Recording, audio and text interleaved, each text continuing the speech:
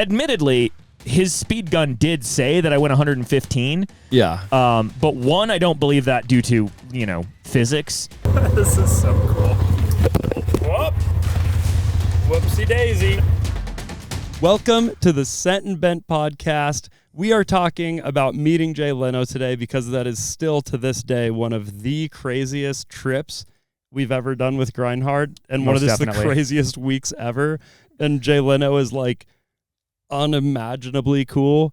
So we're going to get into all of that because back then we were making our videos more like highlight reels. Like I was editing them more like music videos.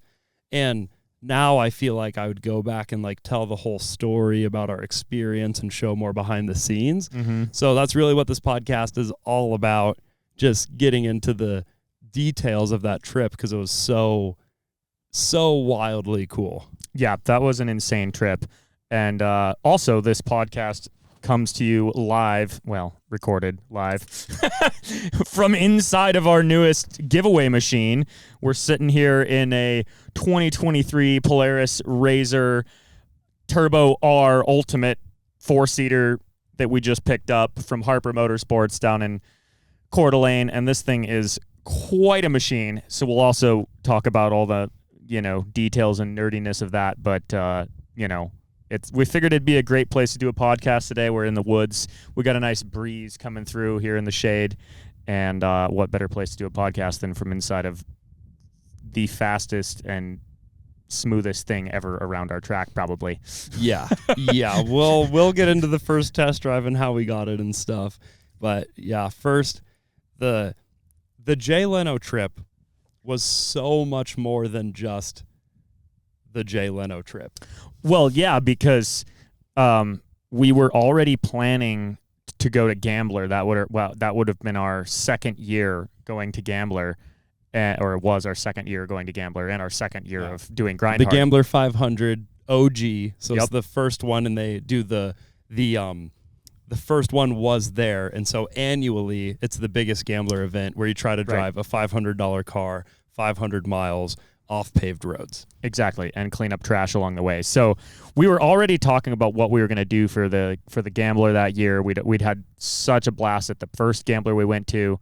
So we were already planning that, and then a producer reached out to us from the Jay Leno's Garage show, and they wanted to have us on an episode of Jay Leno's Garage with the Barbie car, Barbie Mustang, and the Barbie Jeep. And so obviously the answer to that was hell yes. There was no question there, but we were like, oh, dang it. It overlaps with Gambler. Like, how are we going to do both? And then, we were looking at the dates and we're like, well, it actually doesn't overlap. It's just very, very close in time. So we thought it'd be a good idea we had to drive all the way down to basically LA and then out into the middle of the Mojave Desert to the Honda test facility out there. That's where they were shooting this episode. And so obviously from where we live, that's like a 20-plus hour drive. So we thought it'd be a good idea to drive down there with, 2 nights to spare and pick up a crusty vehicle somewhere along the way, leave it at our friend Mike's house, who we had yet to actually meet in person, by the way. That was the first time we met Mike? Yeah. No. Yeah, we'd never met him. We'd talked to him on the phone, but we'd never met him. We just show up and have him welding all night? Yeah, that was the day one of knowing Mike. That's why Mike is such a legend. Yeah. So we decide we're gonna drive down to California. On the way, we'll pick up the Gambler car and drop it off at Mike's house, spend a night at his house, and spend, a day working on it, or 2 nights. I don't remember, whatever our plan was. And then go down to California, film the Jay Leno thing, and then come back, and that gave us another day or two on the other end to get prepped and then go do the Gambler. So that was the plan. Nothing went according to plan. But we did actually manage to do all of those things in a much more ridiculous fashion than one might imagine. Yeah. Absolutely. And with our Power Wheels on the back of my dad's truck the entire time, too. Yeah, we borrowed your dad's truck because, well, we took our friend Sam went with us on that. And if you've been watching for a long time, Sam was in a bunch of our videos around that time. But he built the cop car. Yep. He is the one who landed the Odyssey straight upright and just wheelied out of it off the jump. He landed it in a wheelie and like powered into it and then just like stood it on end and skidded all the way across the field. Yeah. Sam was a legend. Sam was known as the roller of machines. Yeah, he tipped over almost everything he drove. But there's a commenter that comments on like every single Froggy. I am Lone Frog. Yeah, I am Lone Frog, and he said username. Sam is the roly poly. He said somebody was like hating on Sam for rolling other people's vehicles, and somebody was defending Sam and us in the comments, and this was the I am Lone Frog guy, and he said something about Sam's all right in my book or whatever, and he said Iron Fist and One Punch Jesus wouldn't grind with just any roly-poly. It's still to this day my favorite comment. Like, there's a lot of really good comments out there. Oh, look, Einstein came to say hello. There's a lot of really good comments, a lot of really positive ones, but that one was just the funniest thing anyone's ever commented. Oh, he's extra slimy. I think he got mud in my sparkling water. Oh, no. Tragic. How did you get that slimy, dog? He must have gone down to the creek. His feet are all wet. Yeah, and I'm Iron. You know, I'm Iron Fist, and that one took me a while, but it's not the best nickname, but I guess I look somewhat like the actor that played Iron Fist, his character in some like Marvel thing or something. Yeah. I've never even seen it, so I didn't get it for a while, but I looked it up and I was like, okay, I guess I look a little bit like that, and also I do fab work with metal and and then you're One Punch Jesus because of the murder scooter that I built, and the first thing you said after it hit your leg was, it feels like I got punched by Jesus. There's no better way to describe that pain. Yeah. That's funny because that story is going to go, we're chaptering out our book. Right. And that story is going to be, like, that's the story behind the murder scooter, because the book is going to be like the builds in order and the stories behind them and pictures of them. Yeah. And so that story is going to be told on the book, and I forget what M decided to call the chapter, but it's pretty funny. That's hilarious. Yeah, it's going to be awesome. But yeah, so we got sidetracked a little bit there, but it was a good sidetrack. So yeah, Sam was with us. So we couldn't very well take my old 6-liter Chevy because it was a single cab. And also we wouldn't have been able to fit both Power Wheels in it because it was just a pickup bed. So we took your dad's. It was questionable reliability at that time. It was still pretty solid. It hadn't started acting up yet. Okay. That was early on in its life. Yeah, but we were like, we cannot miss the Jay Leno opportunity. Well, and you guys weren't married yet even, but your wife wanted to come along as well because she wanted to be there for the Jay Leno thing. She had no interest in Gambler, but she went anyway, and then had even less interest in Gambler. She did meet a dog wearing goggles at the Gambler 500. So it wasn't all bad. Yeah. And so she sat down, had a drink, and pet this dog. And I think that's the only thing she liked about basically the entire trip. Except for probably like seeing Jay Leno and that part. But so anyway, that's setting the stage. Driving Carl's flatbed with 2 Power Wheels and a bunch of tools on the back. Mm-hmm. We also brought our tube bender so that we could build a roll cage and stuff in the on the Jag, which we definitely did not have time for a roll cage because of all the chaos that ensued. Yeah. So we were shopping on Marketplace on our way there. We were figuring out what we wanted. Well, we had already kind of picked out a handful of machines. We're like, okay, here's a bunch of options. And we'd already even talked to the guy that we ended up buying the car from. And we were trying to do it proper. Like, find a car. Yep. Like, 400 or 500. Exactly. We're like, it happen. Yeah. I mean, no one takes the $500 rule seriously because it's not a rule. It's just like what the Gambler started as. But we were like, okay, we definitely can't spend more than $1,000 on the car. Or like, that was our, we could have, but we didn't want to. We're like, it's got to be an actually cheap car, not just a cool car that looks cheap. So yeah, I forget what even some of the other options were. I mean, I remember looking at like Nissan 300ZX at one point, or no, maybe not a 300ZX. It was whatever, some old Nissan that was pretty cool. But we settled on, partly because it was super on the way, and mostly because it was just the most ridiculous and absurd thing we could think of to drive for the Gambler. We settled on a 1988 or 89, I forget now, Jaguar XJS V12. And really it was the V12 that sold it. Yeah. Like, we'll have a V12 rear wheel drive at V12 Gambler. Jag. Plus, I really love the look of the XJS. Speaking of which, sidetracked again. Have you seen the Tiger Cat? No. What's that? It's a new car that's being made. You know that guy that we followed on Instagram years ago that designs like really crazy like cars and stuff on with like he did the E30 body kits and all that. Yes, that guy, the that guy's Kaiser or whatever. sick. Yeah. He helped design this car, but it's a modern take on the XJS Jag. It looks like an XJS but wide-bodied, and I forget what it has for engine and stuff, but it's like a brand new car that's like got modern performance, and it looks almost exactly like an XJS. Wow. But with like wide body, and yeah, it is one of the coolest cars to exist currently. I mean, it's unattainably expensive, but it's so cool. Yeah, yeah. Anyway, yeah. So we settled on this Jag for $1,000, which obviously you're not getting a very nice Jag for $1,000. Yeah, so that was day one of the trip. We drove from here to Portland-ish. We actually picked up the Jag in Battleground, Washington, which is just across the river from Portland. And we drove it around the block, and didn't it die on the test drive? No, it ran great on the test drive. It made some questionable noises, but I looked under the hood, and there was like a few things that were like loose and, you know, just like not maintained the best. But like I was like, okay, it could be any one of these things making this questionable noise. Who knows, you know? Mm-hmm. I was like, yeah, if it starts and runs fine, like who cares, right? So yeah, we drove it around the block. We're like, cool, it's a V12, it runs, it's $1,000, let's go.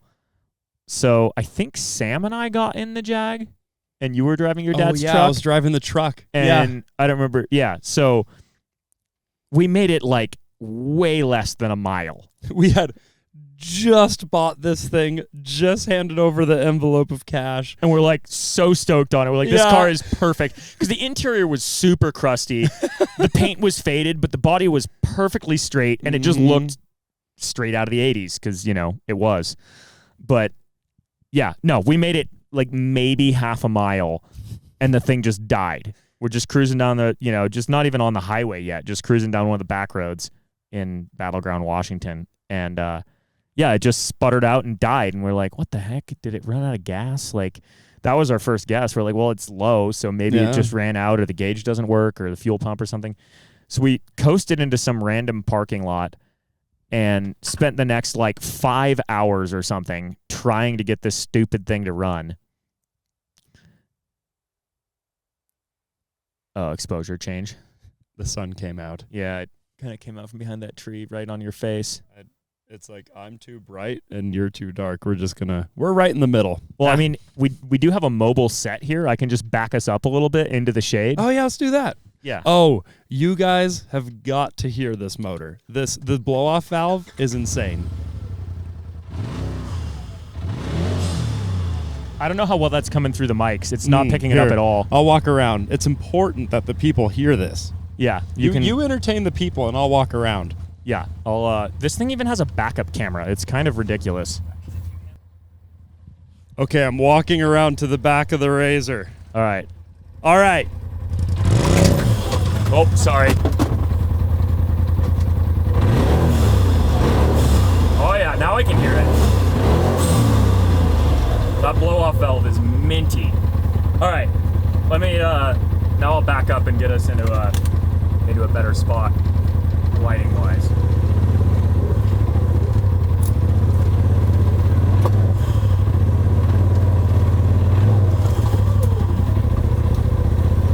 Man, I like this podcast studio. Yeah, I was going to say, how convenient is this? You can just be like, the lighting's not quite right. Let's just find some new lighting. This is so cool. Whoop. Whoopsie daisy. There may be a few flaws with this plan. Maybe. There's potentially flaws. I thought maybe. Yeah, if we just pull forward into here, we should be good for a while. Yeah, this is nice. I'll pull forward and left. There we go. Okay. Now we got some nice shade. Now we're talking. Anyway, where were we? we were.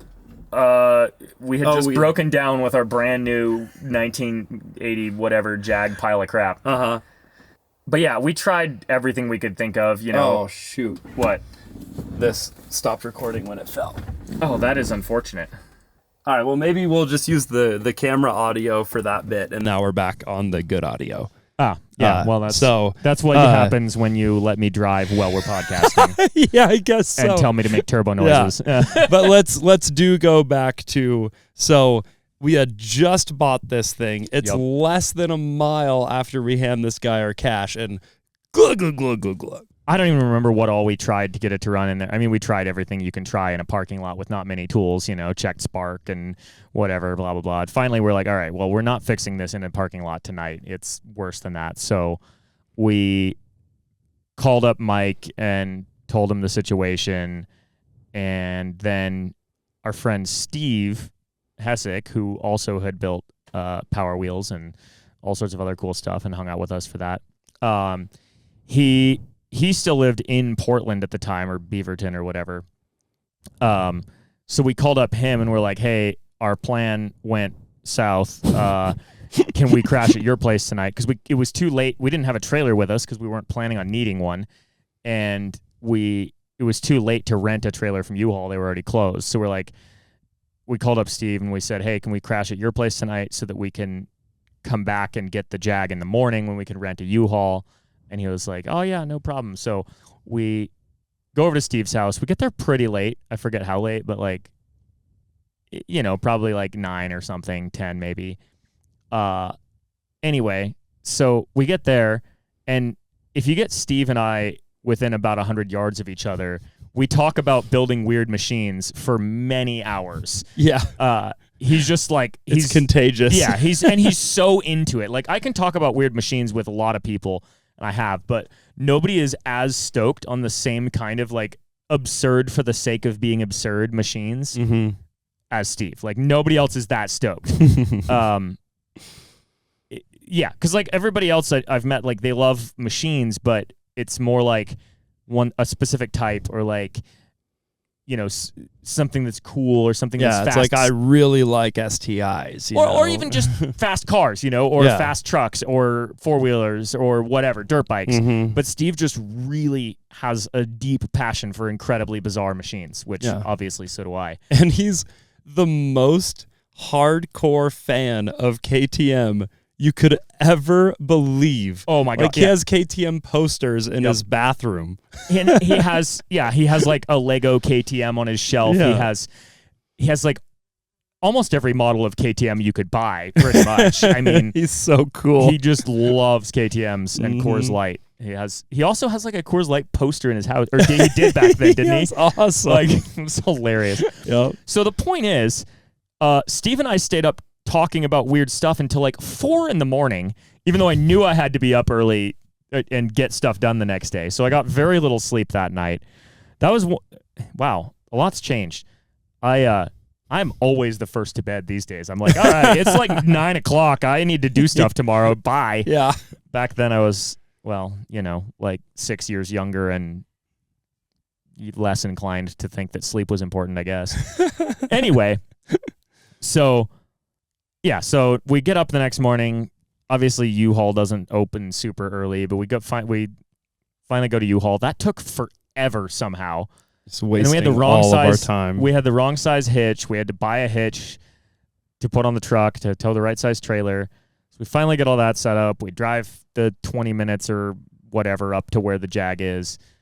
Get the Jag loaded on. Oh, they didn't even have a trailer. We had to rent a tow dolly. Yeah. And the Jag didn't drive.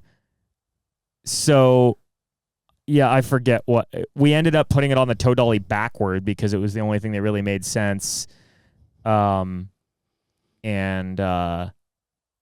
Oh, it was because it was rear wheel drive and it's an automatic. So like if we'd put it in neutral, it would have been bad for it. So yeah, we put it on the tow dolly backwards, which was fine. But yeah, we had to lie to them about what car that we were towing so they would let us rent it. Yeah. Well, that's not the first time we've done that. I mean, we remember. Well, I mean, actually, it wasn't a lie. But we rented the when Will and I went to pick up the 6x6 Ranger. We're just like, yeah, we're just picking up a Ford Ranger. Little did they know it was a 6x6 with 35-inch tires. But anyway, yeah. So we finally get to U-Haul. Nothing important or exciting happened there.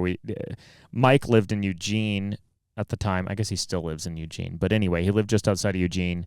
So we drive down there, and yeah, we've never actually met this guy in person. And he's like, yeah, come to my shop. We'll, hang out, build this car, go to Gambler afterward.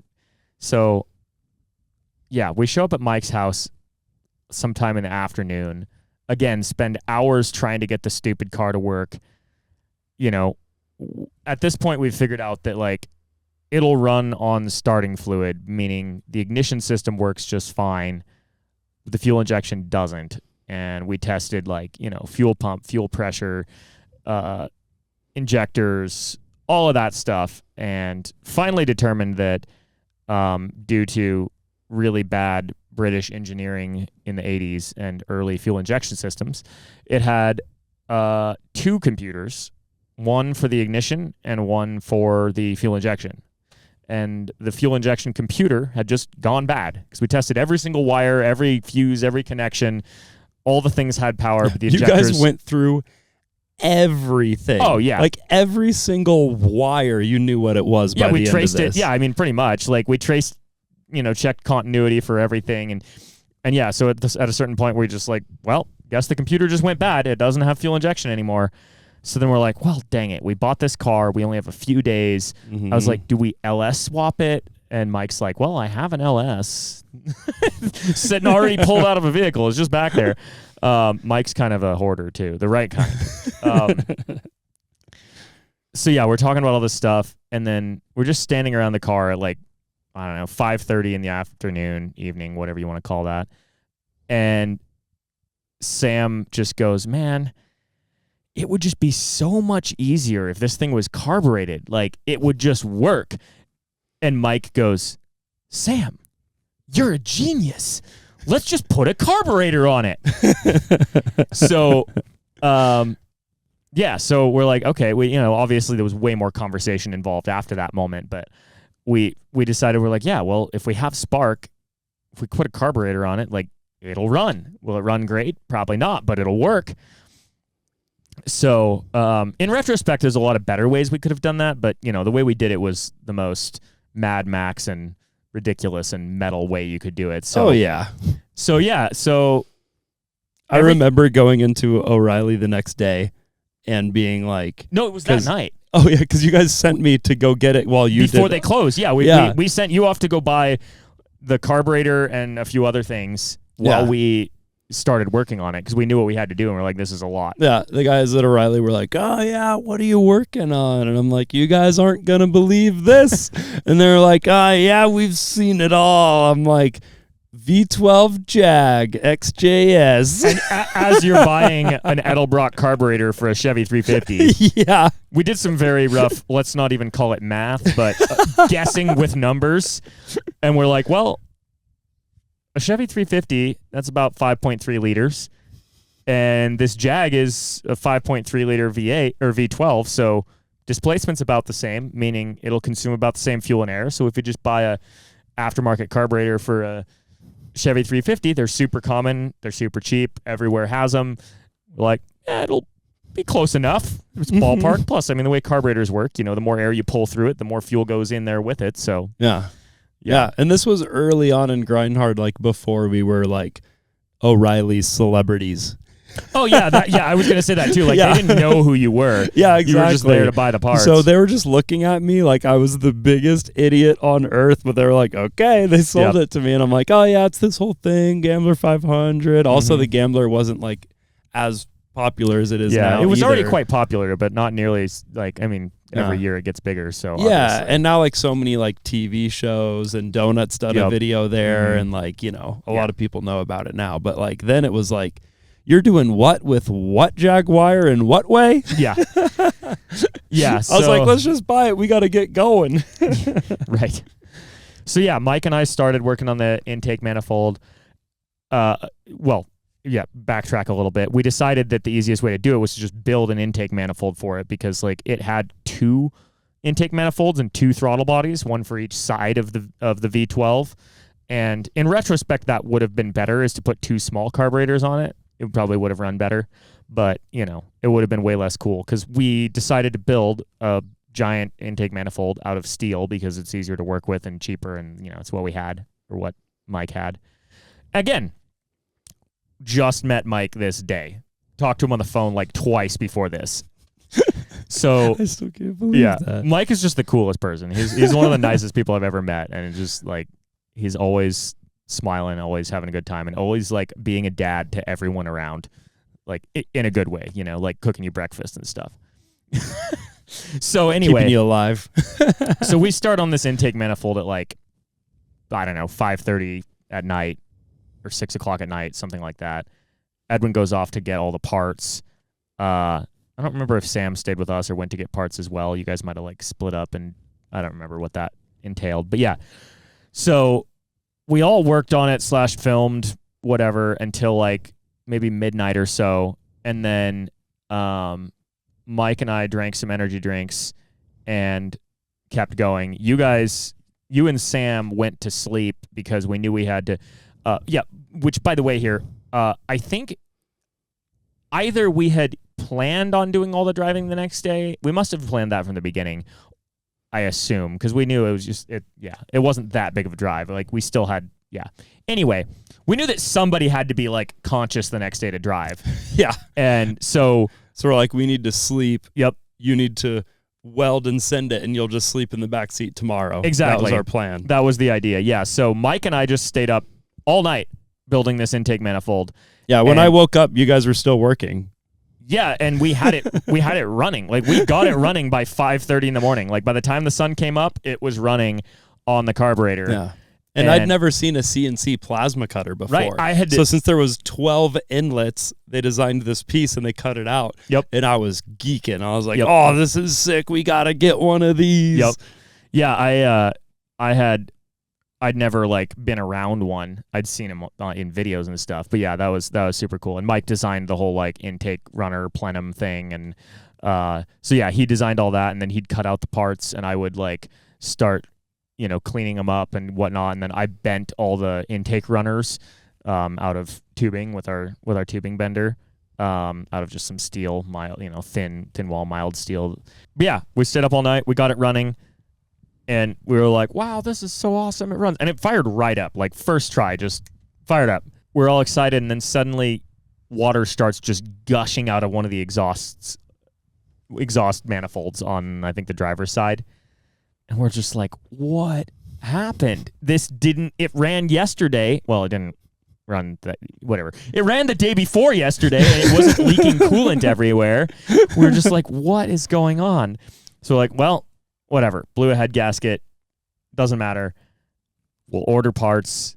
So, yeah. So, I mean, yeah, we got up at 5:30 in the morning. I think I went and slept for an hour because we didn't have to get up until, we weren't planning on leaving till like 6:30 or 7. So I think we got it running, got stoked, and then got disappointed. And then I went and slept for like 1 hour. And then we got up and drove all the way from Eugene, Oregon down to Mojave, wherever the heck, California. It was weird because it was like the straightest, most boring road I've ever seen in my entire life, down to the Honda testing grounds. What do they call it? I don't know. It was a Honda test facility. It's this huge racetrack, and we were gonna drag race the Power Wheels on the straightaway. It's just so wide. Yeah, 5 lanes. Big, yeah, it's a 5-lane wide. Like they have a giant circle track that's 5 lanes wide, but the straightaway is so long. Mm-hmm. It's like miles of straightaway. Yeah. Yeah. And on the way there, it's just nothing. And then we just hit cow city. Like, it must be 90% of the cows in the entire country live here. Yeah, I forgot about that. Yeah, those are just nuts. enormous feedlots. So far in the middle of nowhere. And then these farmers just have mansions. So it's like you're just rolling, nothing. Cows. Giant mansion in the middle of nowhere. Nothing. And then you're at the Honda testing grounds. Yeah, and I planned on sleeping in the truck, but like I had too much caffeine and just too much, like I had too much going on in my head trying to like, and while we were driving, I was trying to source all the parts and get everything ordered and get it all figured out because I knew we only had a few days to get it all done. So I slept for like maybe an hour on the drive down. It was a weird drive because I was super exhausted and worn out, but just couldn't sleep. And then, and then we got a hotel right next to the test facility or within like a couple miles of it. And then, the next day was filming with Jay Leno, and it was like 115 degrees that day too. Yeah, it was so hot. There was like these umbrella things and like these big drink coolers that were completely full of ice at the beginning of the day, and the shoot was not that long, but these things were like swimming pools by the end of the day. It just melted instantly, and we had gotten full MotoGP suits, thick leather, like nice Alpine Star ones, because the channel was small enough where we weren't getting these kind of sponsors yet. But when they heard that we're going to be on Jay Leno, they were like, whatever Let's you go. need. Yep. And so those helmets we used for Grind Hard for like many years. Yeah, the helmets were, because we got dirt bike helmets rather than street bikes because we're like, well, we're not going to really use a street helmet. Yeah. But then we got MotoGP suits because we're like, well, we're going to be going on pavement way faster than anyone should in a Power Wheels. So if we fall out, you want to be able to slide and not lose your skin. Because I had fallen out of the Mustang before with the 230 in wearing flip-flops. Exactly. Like literally rolled it off the road, but I wasn't going full speed. No, you were going like so maybe 30 or something. Yeah. So we were like trying to do things right. Yep. But these suits were just steady cooking.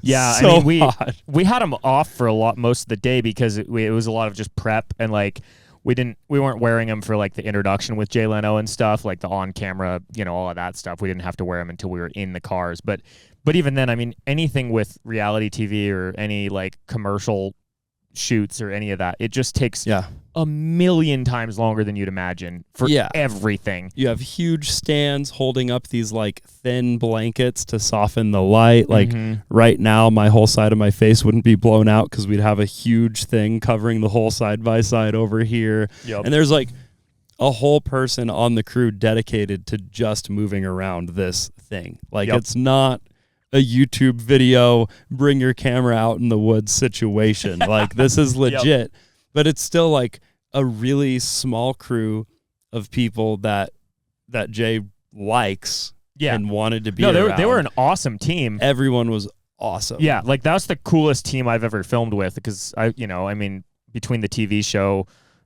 that we talked about on the last podcast and then like the episode of Treehouse Masters before that and then all the stuff we did with eBay Motors, like we've been on a lot of shoots at this point, and that one was by far the best in terms of organization. But it still just takes forever because you have to like, there's the safety guy there too, and you have to get everything approved and like, are we ready to go race? And then you have to make sure that the cameras are in the right spot, and then they got to go shuttle Jay Leno down to where the finish line is, and then they got to radio back, and then they got to check and make sure everybody's recording, and it just takes So there was a lot of time spent sitting in MotoGP suits on 115 degree black tarmac. Yeah.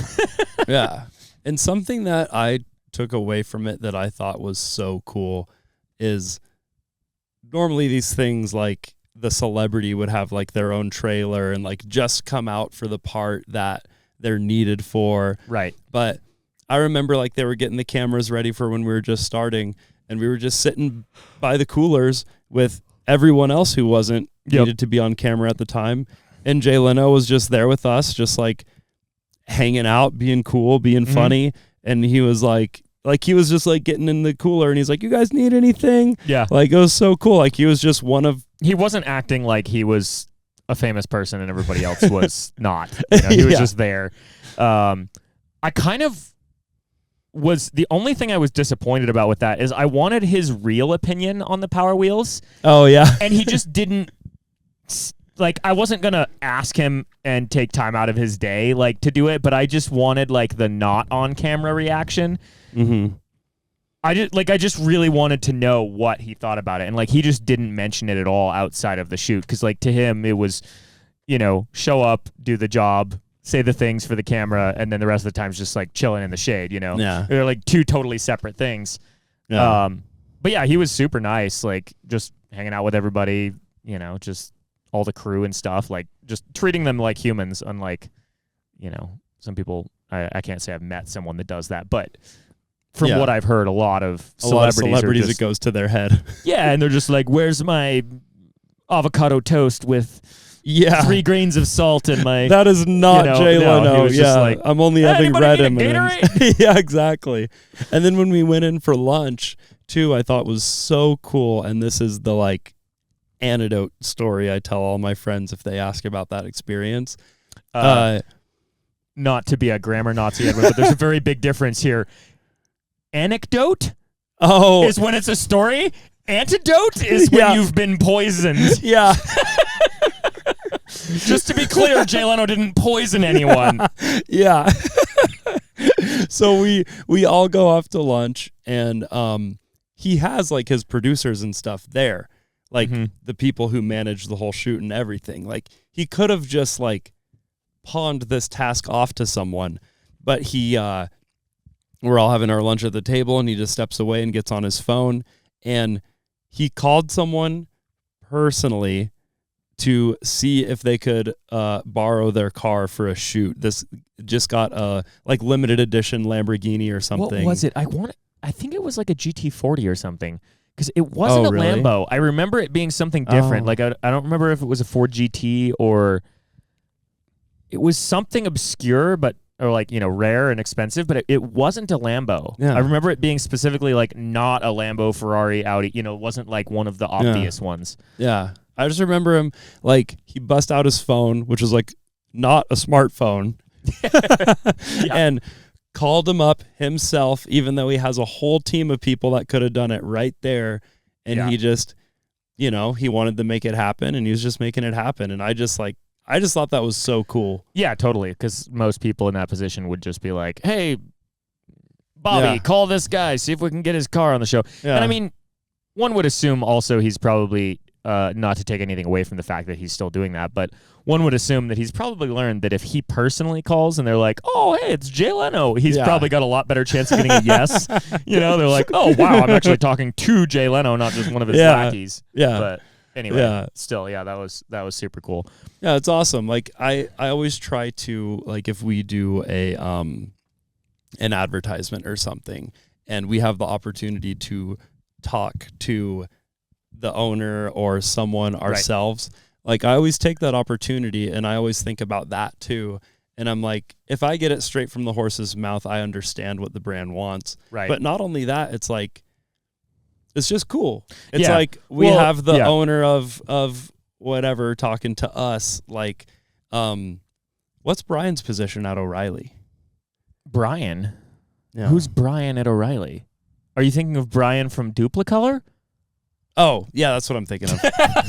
I actually could not tell you for the life of me what his position is. I just know that he works there at Duplicolor and is in charge of something. Yeah. And he's really cool, and it was fun to hang out with him at SEMA. Yeah, because he has a really big position there, and like he's just going to come up here and help us paint the mini Jeep. Yeah. Like, it's so cool. Right. Or like, you know, when we worked with eBay, like we had our guy from eBay come up here and hang out too. Like, it's, but yeah, or like when we reach out to companies for parts and stuff, like sometimes I'll have your wife do it because she handles a lot of that stuff for us. But a lot of times I'll just do it myself because I know that like that means a lot more to that person that I'm the one, because I'm the one using the parts. They're like, oh, yeah.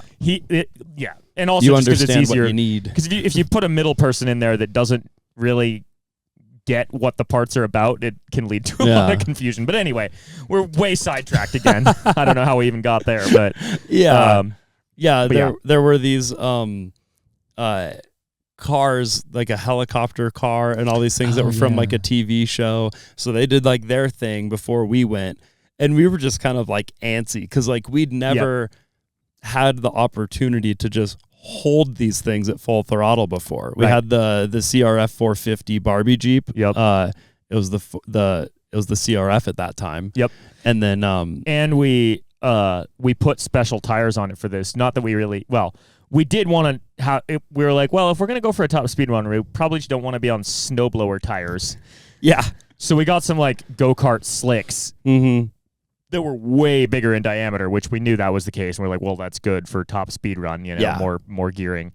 But yeah, and I was just thinking when you mentioned that we hadn't like just had the opportunity to hold it wide. What's crazy is that we didn't break the speed by any significant margin for the Barbie car. It's top speed on that. We had a 5-lane test facility, and I had gone effectively within a margin of error as fast on the 2-lane windy, barely paved road near the shop / my house. Like it was like 1 or 2 miles an hour difference, which is like nothing. Yeah. It goes to how show ridiculous the stuff we did back then. I mean, still do, but like it was way more ridiculous or way more sketchy back then. Yeah, I would agree. Like I think we've done some sketchy stuff since, like getting the excavator up to your property. Like, but that's like totally different. Because if you crash slow, you're only going to get so hurt. Right. It's speed that really hurts. No, it's just the sudden stopping. Yeah. There's because if you tip something over slow, like you can get really hurt. And you have a lot more time to react. And but yeah, so I think we were both like super nervous too, like not even to be on camera or Jay Leno or anything, but just like actually nervous to be like, I'm about to find out how fast this thing can go. Yeah. And like we already had a pretty solid idea of how fast the Barbie car could go because despite not having a wide open road, like that thing would reach its top speed pretty quick. Yeah. And then you'd just be gearing limited and you'd be like, okay, well, I'm basically at red line. This is as fast as I go, give or take some wind resistance. Yeah. The Barbie Jeep, we never even tried to do a top speed run with it, like at all. And it's well more than twice the engine in something that didn't weigh all that much and more. It's a lot higher off the ground if something were to go wrong. Yeah, exactly. So yeah, I was definitely a little bit nervous about that one. And you strapped down the suspension, right, to get the preload a little lower? I think I strapped the front a little bit, because I didn't want it to like wheelie too much. I think I did wheelie off the line a little bit because a little bit of a wheelie. You got these style points, but yeah, I definitely did put some limit straps on the front a little bit. So just to get the whole thing, because the rear suspension always squatted quite a bit, but to get the front down a little for high speed stability. But yeah, and I don't know, for anybody who's like done any sort of racing or test driving of unknown vehicles, like there's that feeling right before you start racing. And I'm sure it's kind of similar for like any sort of fast sport, even ski racing or mountain bike racing or whatever.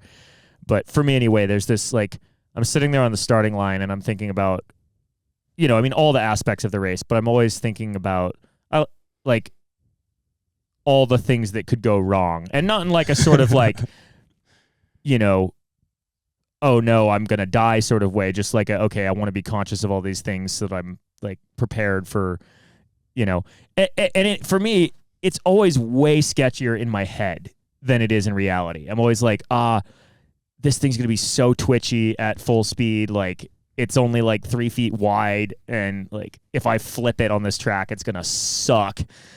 But then when we got going, like I got up to speed and I was just like, oh, this is so chill. It is completely stable. Like I could go way faster than this and still feel comfortable, which is insane because anybody that's ever heard that I took that thing to 85 miles an hour, which, spoiler, that's how fast it went.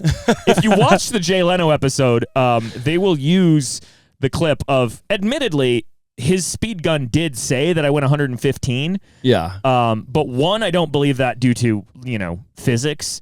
And 2, I don't believe that because I had a phone in my pocket with the app running, and it never even like it recorded. We did 2 or 3 runs, and it was always like 82 or 85 or 87 or something like that. Like, no, 85 was the peak, but it was always right around the same. It didn't have any variance, whereas his speed gun had like a huge variance, so it was just malfunctioning or whatever. The big drama in the episode was real though, when your crankcase vent came off. Yeah, I think that was when the I mean, I don't know. I think that day may have been the end of that engine's head gaskets. We drove it a lot longer after that, to be fair, but yeah, I was just full throttle, full speed, 4th or 5th gear. And and that engine was apparently more tired than one would assume. And there was enough blow by that the crankcase vent just blew off the engine and spewed hot oil all over my face at 70 miles an hour or whatever. At speed, and you just kept going. Yeah, I mean, obviously. Yeah, you can see in the footage in the episode, it's like, and then you just keep trucking. Yeah, you can't give up for the race. Yeah, if you're going to lose your engine anyways, you might as well get across the line first. Yeah. But yeah, that was so much fun. Just like, I don't know, there's something about like driving something fast is really fun, like ripping this thing around the yard today. Mm-hmm. Super fun, but it's never the same as when you call it racing, even if it's like not that official. Like even when we're just doing lap times here, that's like a small level of it. But even like that, when there's a film crew there and stuff, you're just like, oh yeah, we're doing a race. We're dropping clutches on a drag strip on the Honda test facility. That was also really cool, by the way, to just be on the Honda test facility. There was cars with the like car camouflage all over the place that like were. And there was, I don't know if we had to sign an NDA, but they were basically like, listen, you cannot take pictures of anything here. Yeah. I don't think we actually had to sign anything about it, but there was definitely like hey, do not take pictures of these cars. There was even like existing cars, like normal cars that you'd recognize, but then they had like a bumper, and just the bumper would be all like camoed out. Yeah, there was like parts that were like secret parts on these cars. Yeah. But it's crazy how serious it is. That was super cool. And that's just for like cars in the consumer space. Can you imagine like when they're testing military stuff? Like it must be insane. Yeah. Yeah, no kidding. But yeah, the shoot went really well. I mean, we all were like dying of heat and exhaustion and everything else, but then we got done with the shoot pretty early in the day. I mean, relatively. It was like early afternoon, and we had a big conversation about what to do in terms of, because we only had very limited time to get all the way back to Eugene and build the car, and I think at the end we decided we did drive that night.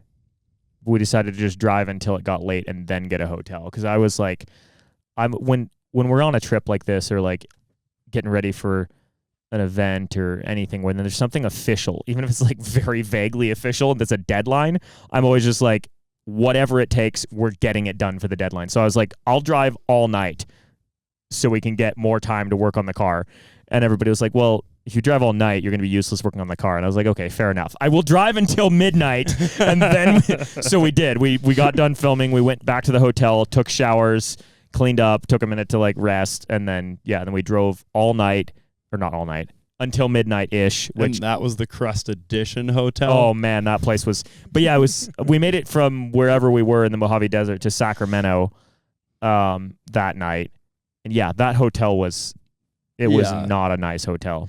It was funny because Sam knew what was about to happen. He came out with like his own pillow, and I was like, why do you have your own pillow, man? Like, we have beds, like we have your own pillow. And he's like, trust me, you're going to want your own pillow in this place. And I was like, okay. So I grabbed my pillow. We get into the room, and there's like, it's white sheets, and there's just like hair on the beds, hair in the bathroom. Like, it stunk. The carpet didn't look like it had been vacuumed in a minute. It's not that bad. It wasn't. It wasn't as bad as you guys made it. I mean, it wasn't good. It Don't was get me bad wrong. enough for Sam to go back to the truck and get his sleeping bag, and he went in the sleeping bag on top of the bed and just like laid in there like a little coffin. Yeah, that is true. Didn't you do the same thing? Yeah. Well, Yeah. after Sam did it, I was like, well, I'm not gonna not Yeah. do it, and you just cozied Meanwhile, right up. I crawled into the bed and I was like, "You guys are wasting precious sleep time. Good night." Yeah. You were asleep by the time that we got back from the truck with our sleeping bags. Pretty much. Yeah, I think so. Yeah, that was hilarious. You guys were just like, "Oh my God, I can't believe you're in that bed." I was like, "It's a bed. I've slept in worse." Yep. Yeah, looking back on it, I mean, it was kind of janky, but it wasn't as, like, I've been in worse since. Let's put it that way. Right. It was not the worst place ever. It was just a little bit crusty. Yeah. And it was a very cheap hotel, but yeah. I'd since been flying home, and my flight got completely canceled late at night, so I just took the last room available, and it's one of those, like, where was that? It was somewhere in California. I forget what airport, because it was just a layover. It wasn't where I was going, but it was just the closest one I could find on that last minute. Right. And it was one of those where you're like, you can only get to it from the outside, you know? Mm-hmm. And they check me in and stuff, and they hand me my card to get into my room, and they said, "Good luck." They didn't say good luck, not good night, not have a good. They said good luck. Good luck, and I was Wow. like, "What the heck?" And then I noticed just recently there's this Instagram trend where, you know how like the Instagram girlies will be like, "This is my favorite spot in Laguna Beach because," and then they'll like go on like the best food and the best this and the best that, and this is so pretty and the perfect spot to take your picture with your book at sunset. Like, there's this trend of doing the same enthusiasm but about janky places. Oh, that's hilarious. And I saw this girl being like, what'd she say? It's so funny. She was like, "It's meth head hotel season." And then she went to the hotel that I stayed in. Yeah. I was like, I have no not heard this way. story. And she said the same thing. She said that there's reviews. She's like, there's reviews of the people handing you your card and saying good luck. There's reviews. And she showed the screenshots. And I was like, I don't normally review places, but I might have just been in a tired haze. It was anonymous, but it might have been my that would be comment, hilarious. but it was like this viral Instagram video, and I was like, I have been there, and I can, that's the worst hotel I've been in. But yeah, we got out of there promptly in the morning and just started driving. Yeah, and we made it back to Mike's place, I don't know, middle of the day, and we had head gaskets waiting for us there. Or a head. Yeah, no, we had a set of them. Obviously, they come in a set. But so we tore apart the engine while also working on a little bit of everything else. We had failed to plan ahead and order wheel adapters for this thing. So I don't know how we messed that up, but we did. I think maybe it was that. What was it? Was that the wheels we got were the wrong bolt pattern, or was it just that they needed to be offset more? Maybe no, because it was an adapter, not just a spacer. I don't remember why that we hadn't figured this out ahead of time. Maybe it was that I looked online and got the wrong info for what the bolt pattern was. Oh, I forgot. It might have been all that about this. This was such a nightmare. Yeah, but so Mike had a CNC mill, a really old one from like the 90s or something. And so he made 4 wheel adapter spacers, 2-inch wheel spacers from 5-on-120 to 5-on-114.3, because that's what the wheels we got. So we'd had wheels and tires shipped to Mike's house. We did plan ahead that much. We got 31-inch Falcon Wild Peak MTs to put on a Jag. So, and we were planning on that being most of our time would be spent making it look cooler and be better for off-road. And then in reality, we spent all the time on a the lot motor. of time on the engine. Because just getting that head off of the engine, we had the engine hoist out there. We had all the bolts removed, and we had an engine hoist picking up the entire front end of the car by the head, and it would not come loose. It was so rusted on there. And you guys found some damage. Oh, yeah. If you, by chance, watched a video we made a couple of years ago of me building a coffee table out of a V12, well, then you probably know where that V12 came from. So, yeah, so we pulled that head off, and one of the pistons was just destroyed. Like, clearly, that was the uncomfortable noise we heard when we drove it. It just was making other noises such that we couldn't tell how bad it was. 1 out of 12, it's like, you know. But yeah, so that piston had been smashed. Clearly something in there was messed up. One of the valves was bent.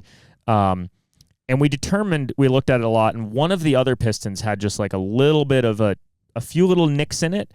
And we looked really closely and found that while we had been working on it in the middle of the night, you know, as will happen when it's dark out and it's the middle of the night and you're still working on a car, one of the 24 intake manifold nuts had fallen into the cylinder or into the intake valve. So when we fired it up, that nut bounced around in there, didn't cause any meaningful damage, but somehow it hooked just the corner of the little metal ring on the head gasket and pulled it off so that it was just pumping coolant into the straight into the exhaust. Actually, yes, that's what it was. Okay, so I'm forgetting this because this was many years ago now. Jeez, I'm glad we're doing this now because we'd be forgetting history. Important parts, Yeah. So it gets crazier. So the cylinder that had already had a messed up piston, the side of that cylinder was cracked, like 4 inches down the side of the jug. Yeah, you could just see it. Was a like huge crazy. crack. Yeah, so whatever had happened to that was bad. So that cylinder was cracked. So we determined at a guess, because the little nick in the in the head gasket was very small. We're like that it was gushing out the side. What we decided is that cylinder that had been cracked previously was pushing exhaust pressure into the cooling passageways and keeping the coolant out of the cylinder. Obviously, it would have become a problem eventually, but it wasn't obviously leaking. When we nicked the other one, that cylinder was actually running properly because it wasn't all damaged, and it was pushing way more like combustion level pressure into the cooling system because we nicked the head gasket, super pressurizing the cooling system immediately, and then pumping that water into the other cylinder because they're on the same bank. They were like one cylinder apart from each other. So yeah, we're like, wow, this is way worse than we thought. So we pulled out the exhaust valve so that they could create no more pressure on the broken cylinder. We replaced the head gasket, obviously. We ground the intake lobe off of the cam so that it would keep that intake valve closed. That's when I personally, this was very early on in Grind Hard, and I don't know anything about working on cars. When you guys started grinding off the lobe of the cam, I was like, we're not doing the Gambler 500 this year. I'm like, there's no way this is going to work. Yeah, so our thought process was we're carbureting it very crudely. If we allow that cylinder to just float and open its valve, one, it'll be pumping pressure into the cooling system, which we don't want.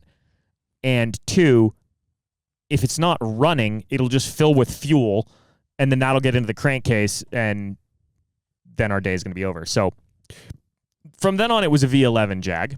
Mm-hmm. We got it all back together. It still ran pretty much the same as it did before. No more coolant leaks. Yeah, so we decided one head gasket replacement is good enough. Why touch the other side if it's not leaking?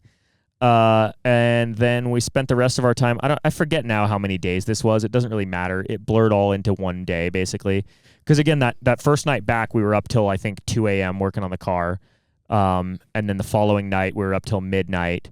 And then I think the next day after that was the day we left for Gambler. But, yeah, so in that time, while we were doing all this other stuff, Mike was also CNC milling 4-wheel adapters. We got all those made. We got the tires on. We had to cut a huge amount of body out to clear 31-inch tires. Yeah, and hood out for hood. The hood. That was the best part about the intake manifold situation. We just had a giant hole in the hood with a V12 manifold sticking out and a carburetor like a foot above the hood. That was so cool. That was the most Mad Max car we've ever built by a mile. So sick because it still was low. Like it just was super cutting low. out the body. Yeah, we didn't to lift fit it the wheels. at all. We just cut body.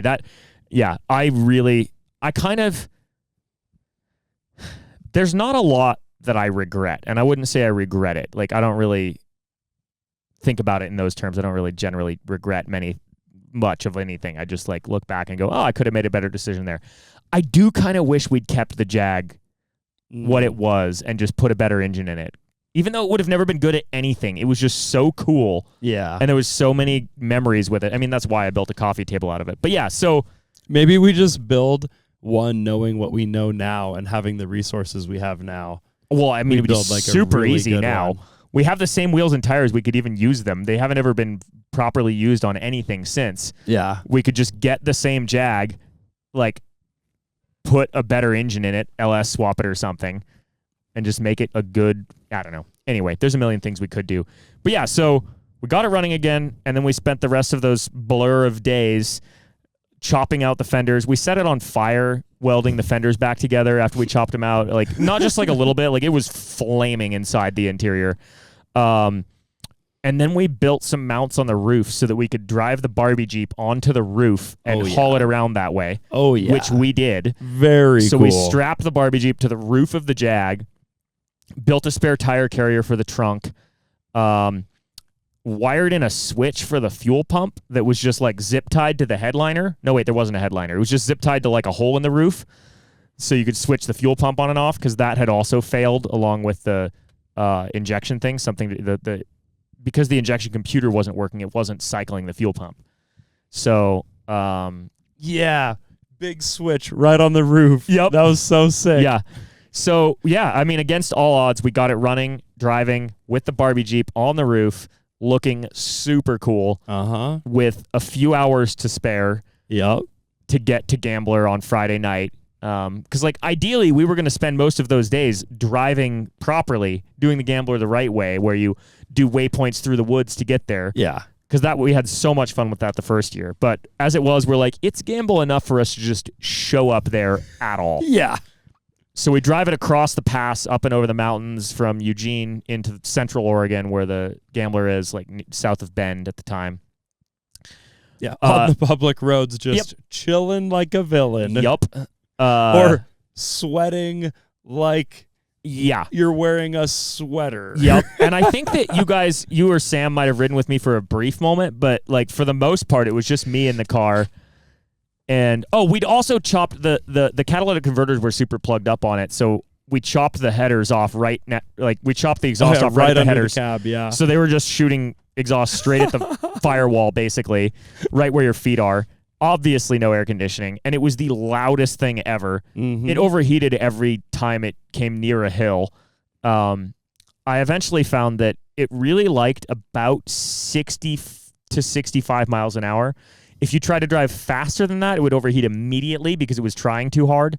If you drove slower than that by much, it would also overheat because it wasn't getting enough airflow. Mm-hmm. So, like, that was kind of the sweet spot, was like 55 to 60. And the throttle would catch on because the motor mounts that didn't happen until after Gambler. Oh, that was on the way home. So, yeah, so we rolled into Gambler. We felt like we looked really cool, exhausted. Like the first time we went to Gambler, nobody there knew who we were. We met a few fans but we had like 20,000 subscribers for the first Gambler. Yeah. Second year we had like 100 and I don't know, maybe 200, somewhere in there. And the Barbie Jeep had really made its rounds. Yep, the Barbie Jeep was famous, so like people knew who we were. And so Tate, who runs the Gambler, awesome guy, good friend. We had never met him the first year, but second year we met him, and like he was like, yeah, you guys can have wherever you want. Like, if you want to be right up front, we got a spot for you. Like, everybody'd love to see your stuff. So we roll in, we pick a spot right in the front, right in the middle. Poor choice. We were right next to the stage where the live music happened at night. We didn't sleep this entire week. Yeah, basically the moral of the story is we didn't sleep more than a couple hours a night for a week. But we had a whole lot of fun. So much fun. Yeah. Best week ever. Yeah, so we didn't do much actual Gambler style driving that year because the car barely ran. We did take it out and do some cool donuts and rip around the Barbie Jeep. The Barbie Jeep was running really good then. It was ripping. That was awesome. And that like quarry place. Yeah, it was like a going gravel up the quarry. hill climbs and just like drifting around on the rocks. That was so sick. And then Mike, who was like, he's a very big man. He's like 6'4", and he's a very strong, thick dude. Like again, we just met him a couple days before.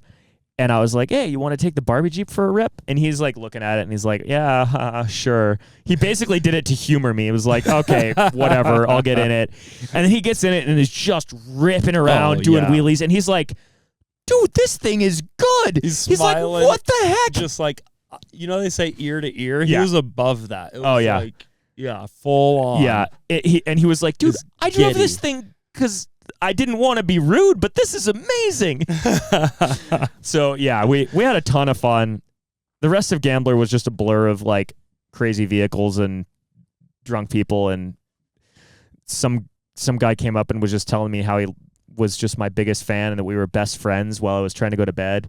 And like nothing against him, but like he was very intoxicated and I was like dead, and I was like, dude, he's like leaning on me and just being like, man, we're like best friends, and I'm just like, I don't know who you are, just let me go to sleep. What did we wake up to that morning? Because we were in the tent and like the sun was coming in, and it was like a band or like a group of like campers were AC/DC singing or something. a song. They were just blasting. Oh, it's in the video. We're like you could just see the dust everywhere, and we slept like 20 minutes. And we also, this wasn't there when we parked there, but later on at night, a truck rolled in with a stripper pole on the back. Oh, yeah. And there were girls dancing over there with loud music all night, like not near, right behind our tents, like tent, truck with stripper pole. Oh, man, it was, Only at the Gambler, man. But we had such a good time. Oh, Sam's wife also came down. They weren't married yet either. Anyway, Sam's girlfriend at the time came down to see part of the Gambler. I don't know how, now that I like know her better, I don't know how he talked her into that. Yeah. But she drove down and met us at the Gambler and was there for like 10 minutes, and then they just left and got a hotel room. She was like, no. It's not for everyone. No, it's really not. But if you're into it, it's the best. Yep, exactly. But yeah, the rest of Gambler, I mean, nothing of any significance happened. Oh, aside from I cartwheeled the Barbie Jeep, that was fun. I was out doing donut wheelies because that thing in that configuration, every time we rebuilt it, it like handles a little differently. But back then, it would do this thing where you could do donuts as long as you wanted, and then if you just gave it just a little more throttle and leaned back, it would just start doing a wheelie straight out of the donuts. So I was doing that, and then I wheelied a little too soon out of the donut, so I still had a lot of sideways momentum and just cartwheeled the thing. And like an idiot, wear your helmets. I wasn't even wearing a helmet. I was fine, but it was, that was exciting. Yeah. And then the way home was the true Gambler. Yeah, because I drove all 500 and whatever miles home by myself in the Jag. Nobody would ride with me at all. I was like, I am driving this home. They're like, we could rent a trailer. I was like, no, I'm driving this thing home. Yeah. And I drove it all 500 and whatever miles home. We stopped at every single gas station, got a bunch of water, bunch of coolant. Bunch of fuel. Yeah, no, we stopped putting coolant in it right away. We were just doing water. Yeah. Because that was just a waste of money to buy coolant. But yeah, I had a hard time deciding whether it burned more fuel or water. Because it overheated all the time, but it also got absolutely horrendous fuel mileage because it was just carbureted and just dumping V12 fuel just into these dumping. 11 cylinders. Well, it was also, we didn't block off the fuel for the cylinder. It was still dumping. Well, no, there's no way to. No, but that's why we closed the. Yeah. That's why we ground off the lobe off the cam, so it wouldn't be dumping fuel down it. But that whole like thing was just like. Well, I mean, filling up with fuel and then like dumping on over. Yeah, I mean, it was very crude all around. But yeah, and that's where the whole throttle thing was happening. So when we were rallying it around out in the desert, we broke one of the motor mounts, unsurprisingly. And then when you'd pull up to a stop, it was an automatic. So with an automatic transmission, when you're stopped, there's a little bit of torque because the torque converter is like partially engaged. It'll creep forward. Well, that little bit of torque was just enough to lift the engine off the broken motor mount and pull on the throttle cable. So you'd pull up to a stop sign and it would just go... and just try to take off. Shifting it into neutral real quick. Yeah, so I'd pull up to a stop, jam it into neutral, and then, when the light turned green, I'd slap it into drive and take off. But yeah, that was the most miserable and fun road trip I've ever done. Like that was such a sense of accomplishment. Also, this is an extra funny part. I was dating this girl in Spokane at the time, and I didn't go home. I drove straight to her house, straight home from Gambler, and she was the kind of girl that really appreciated that sort of thing. Like, I was sending her pictures of Gambler and stuff, and she was like, oh, this looks like fun. I need to go next time. That relationship didn't last long. But anyway, but yeah, I showed up to her house, and she lived in like this really, it was a cute little apartment, and it was underneath a yoga studio. So it was this really nice, like, it was a small building. I think there was only 2 apartments in it, but it was like very hippie and like really nice, like wood. Everything was wood. It was this beautiful building with really nice landscaping. And I just roll in there at like 6 or 7 at night in the loudest pile of trash that you've ever seen. Just rub, rub, rub, rub, rub, rub, rub, rub, rub. It was the funniest thing ever. That was amazing. And then I get in the next morning when I left to go home and just fired it up. The loudest straight piped V11 Jag ever known to man. Oh man, good times. Mm-hmm. That was, and I think because you came home the next day and we just immediately did a timed lap around the rally track. Like first thing, we didn't do any tune up, no nothing. We're like, I mean, what are you going to tune up? It's yeah. I do miss that thing. That thing was fun. And yeah, it was one of the cooler looking things we've built car wise, just because, like you said, how low it was with such big tires. Yeah.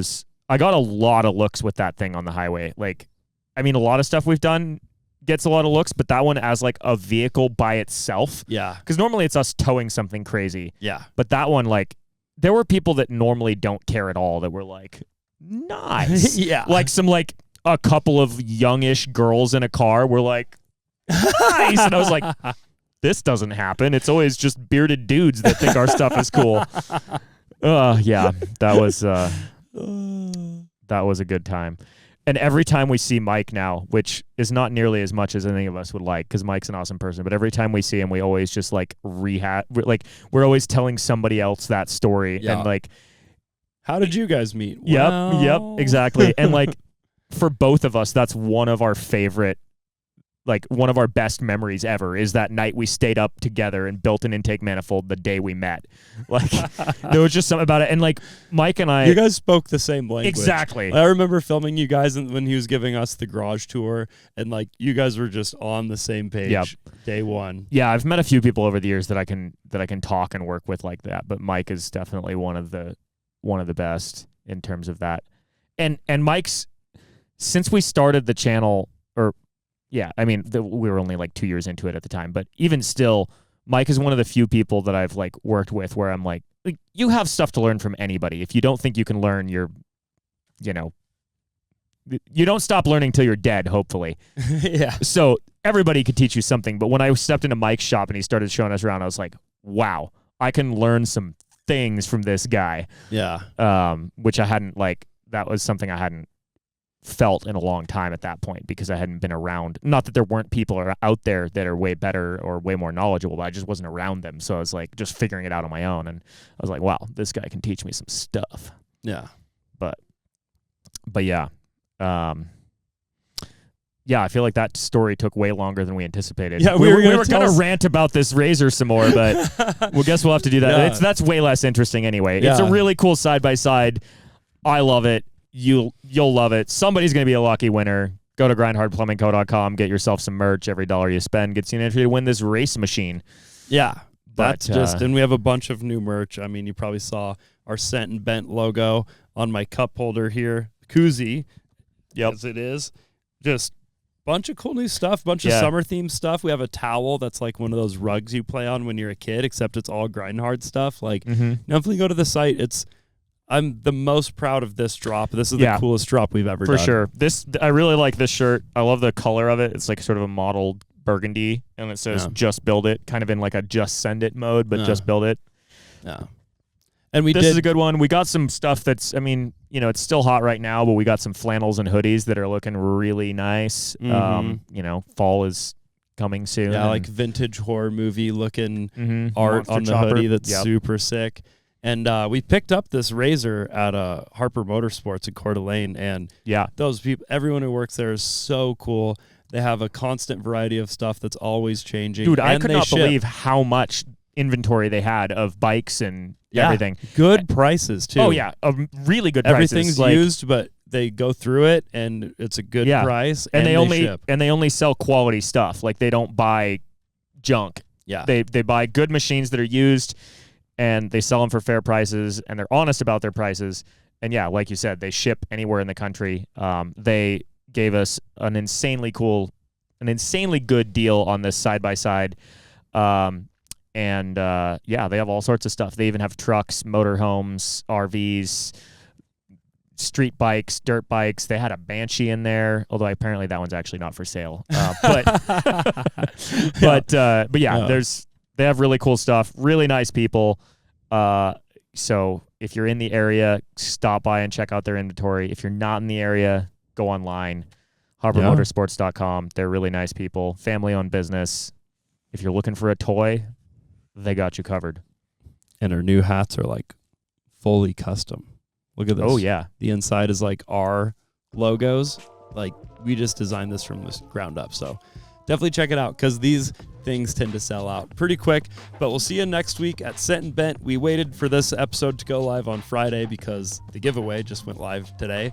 So you're the first to hear about it if you listen to the podcast. Indeed. Everyone else has to wait for noon to the main video to come out. And I think next week we're finally going to do a podcast with Chris. We've been talking about it for a while now, so I think, that'll be one to look forward to. So subscribe to the Sent and Bent YouTube channel, and it's available wherever you listen to podcasts.